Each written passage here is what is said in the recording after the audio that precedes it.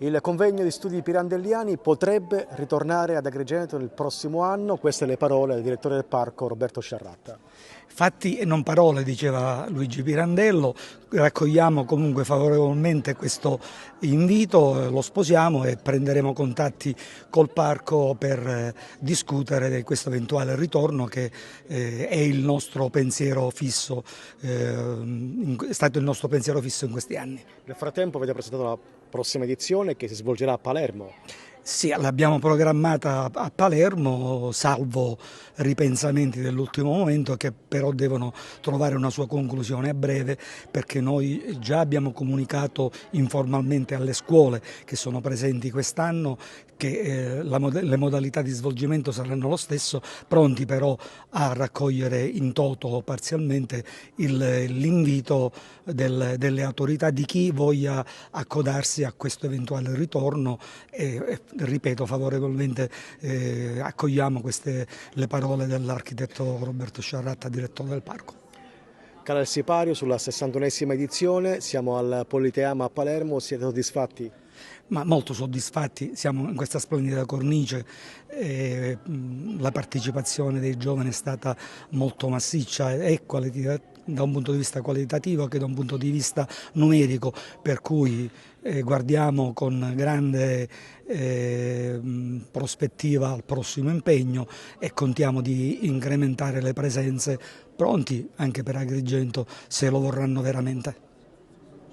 Professore Miliotto, tracciamo un consuntivo della 61esima edizione del convegno di studi pirandelliani. Sì, abbiamo chiuso questa mattina ancora con una mattinata di studi, di riflessione brillantissimi, le relazioni che abbiamo tenuto sempre per ricordare il Teatro d'Arte di Roma con Pirandello Capocomico nei 100 anni dalla fondazione. Studi veramente profondi, riflessioni stimolanti, così come è avvenuto nei giorni precedenti, nelle due sessioni dei giorni precedenti.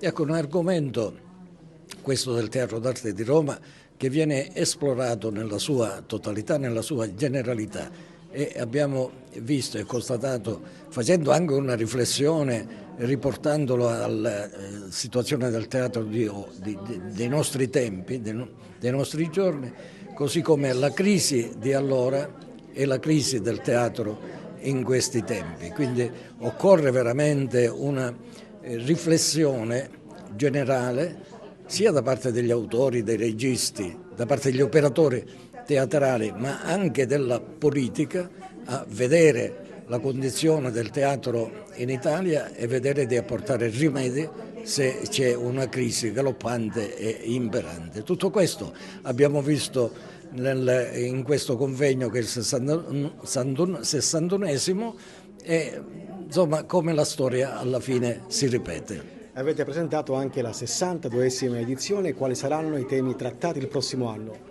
Ecco, anche quest'anno l'abbiamo presentato come 62esimo convegno e questo 62esimo convegno è 2025 che si collega strettamente con il convegno 2024 perché parliamo di Marta Abba per ricordarla nel suo centenario dell'esordio che ha fatto nel 22 aprile con il Teatro d'Arte di Roma del 1925, ma la ricordiamo Marta Abba nelle tournée del Teatro d'Arte della Compagnia Pirandello, cioè nel triennio 1925-1928.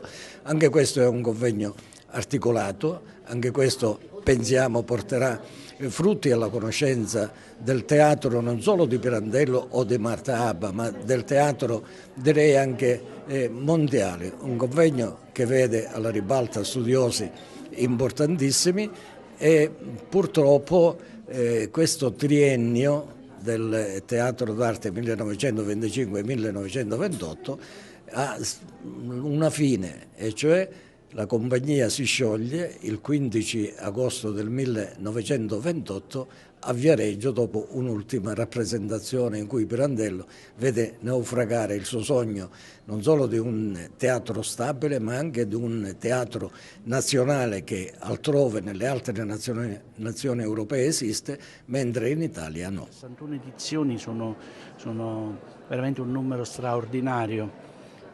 Meno di quelle del Festival di Sanremo, ma secondo me altrettanto importanti. E Pirandello è la parola è l'elemento che ci collega con tutto il resto che ci circonda. Quindi cosa dire? Che gli studi su questo argomento sono sempre pochi e quindi tanto merito a chi tiene fede a questa promessa iniziale e porta avanti questo messaggio. Qual è stato il rapporto tra Pirandello e la musica? Ma in effetti la parola musica viene da musichi, quindi sono l'insieme delle muse e lo spettacolo che nasceva a immagini degli incontri religiosi tendeva in qualche modo a rendere grazie alla vita che viviamo. Attraverso cosa? Attraverso